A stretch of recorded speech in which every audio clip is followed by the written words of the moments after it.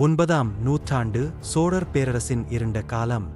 ஒரு காலத்தில் புகழ்பெற்ற சோழர்கள் பல்லவர்களாலும் பாண்டியர்களாலும் அவர்களின் ஆட்சியை இழந்தனர்.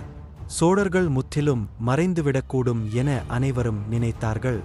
ஆனால் அந்தச் சாம்ராஜ்யத்திலிருந்து வீரன் எழுந்தான், விஜயாலய சோழன். விஜயாலய சோழன் வெறும் அரசன் அல்ல, அவர் தொலைநோக்கு பார்வை கொண்ட தலைவர். சோழர்களின் ஆட்சியை மீண்டும் எழச் செய்ய அவருக்கு சக்தி வாய்ந்த தலைநகரம் தேவைப்பட்டது.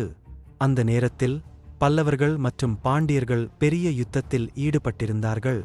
இந்த வாய்ப்பை பயன்படுத்தி விஜயாலய சோழன் தனது சிறிய படையுடன் தஞ்சாவூரை நோக்கி பயணமானார். தஞ்சாவூர் பல்லவர்களுக்கு கீழ்ப்படியும் முத்தரையர் அரசின் கீழ் இருந்தது. ஆனால் விஜயாலய சோழனின் வீரர்களின் போராட்டம் வெற்றியடைந்து தஞ்சாவூர் சோழப் பேரரசின் தலைநகரமாக மாறியது. இது சோழர்கள் மீண்டும் எழுச்சி பெற முக்கிய தருணம்.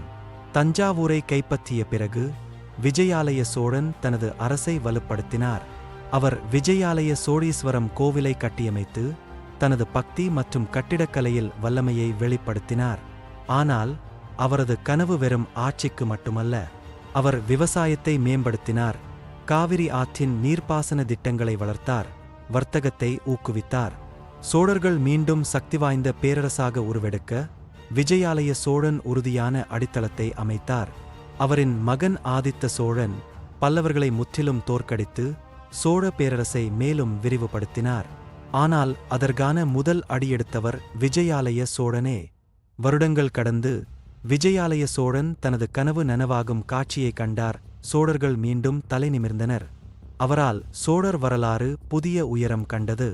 அவரின் வாரிசுகளான ஆதித்த சோழன், ராசராச சோழன், ராசேந்திர சோழன் உலகத்தையே வியக்க வைத்த சோழ பேரரசை உருவாக்கினர்.